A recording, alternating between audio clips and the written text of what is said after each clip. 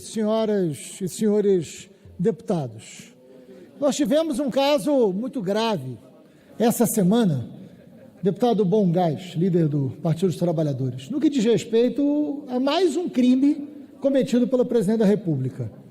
É inacreditável, porque são mais de 100 pedidos de impeachment. Eu não tenho dúvida que ele bateu todos os recordes. Mais de 100 pedidos de impeachment. E não é só porque ele tem uma oposição forte, deputada Joyce Hasselmann. É porque ele comete crimes.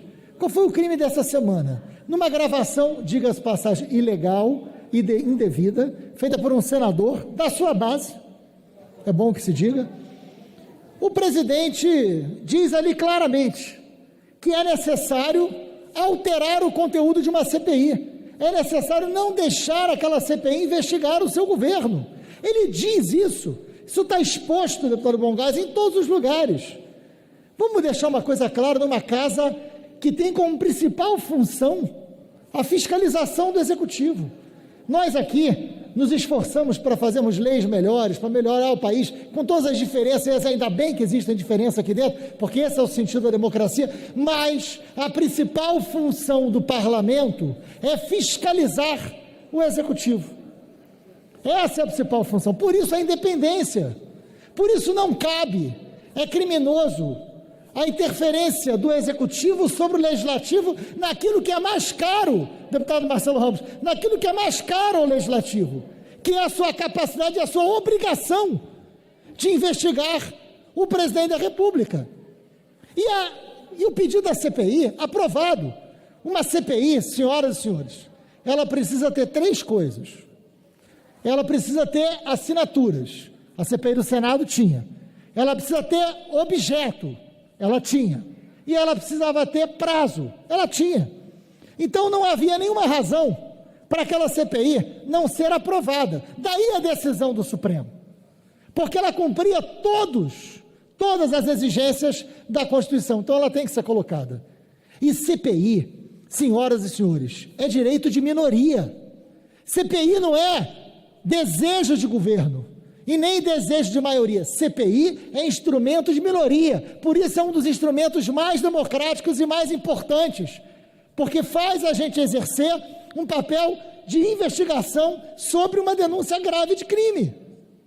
E como dizer que não tem crime, senhoras e senhores? A gente está falando de crime de saúde pública. Ultrapassamos 360 mil brasileiros mortos.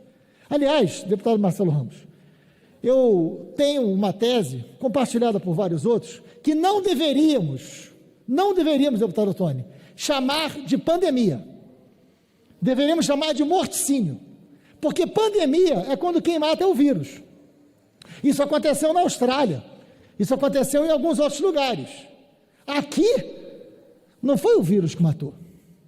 Aqui, foi a ausência de máscara, foi o não estímulo ao isolamento social, foi ao não pagamento correto de todo o auxílio durante todo esse tempo, esses 4 meses nós ficamos sem pagar o auxílio, que o governo ficou sem pagar, foi o desrespeito permanente aos profissionais de saúde pública, foi a briga do presidente com governadores e prefeitos, foi o presidente dizendo que era uma gripezinha, foi o presidente da República dizendo que brasileiro não pega nada, ele mergulha em esgoto. Ou não lembramos que ele disse isso?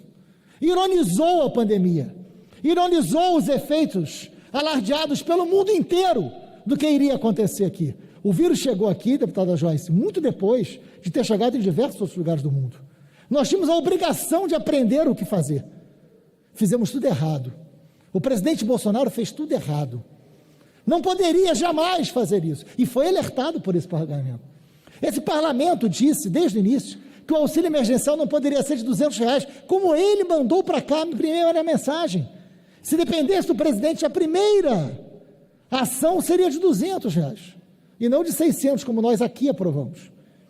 Ele o tempo inteiro programou a aglomeração de pessoas, deputado Tony. Foi irresponsável, foi inconsequente. Então tem que ser investigado, ou não tem que ser investigado, a falta de oxigênio que está faltando, a falta de insumos, a não compra das vacinas ofertadas para esse governo. Nós estamos atrasados na vacina por única e exclusiva responsabilidade do governo federal. É claro que isso é crime de saúde. Crime contra a saúde pública previsto na Constituição tem sim que ser investigado. Aqui, muitas vezes não se fala em impeachment, mas não se fala em outra coisa nas ruas. Porque são crimes atrás de crimes, deputado Paulo Ganini. São diversos crimes cometidos por esse presidente. E nós, que podemos pensar diferente, evidentemente olhamos para isso, é uma situação absurda. Age como um incapaz, um irresponsável. Por isso, deputada Joyce, nós todos temos que falar de impeachment, porque a gente pode hoje não ter voto para votar o impeachment, mas nós temos voz. E não se fala de outra coisa lá na rua. Não se fala de outra coisa quando você enterra alguém da sua família, quando você perde o seu emprego, porque de forma cínica e irresponsável, o presidente Jair Bolsonaro quer separar a crise econômica da crise sanitária. Não há separação, em nenhum lugar do mundo isso deu certo. Ele age como um oportunista, porque ele sabe que mais cedo ou mais tarde nós vamos vacinar, mas nós vamos chegar a 500 mil mortos.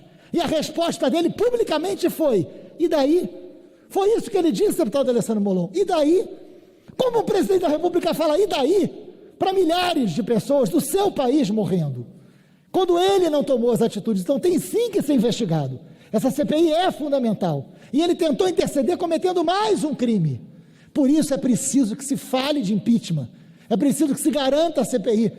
Por isso que proponho que na semana que vem, todos nós, de diversas correntes de pensamento aqui de dentro, mas que concordamos que Bolsonaro é insuportável, que Bolsonaro não tem mais condições de ficar à frente desse país, que a manutenção de Bolsonaro à frente desse país é o número maior de mortes, de desemprego, de desespero, de desassistência.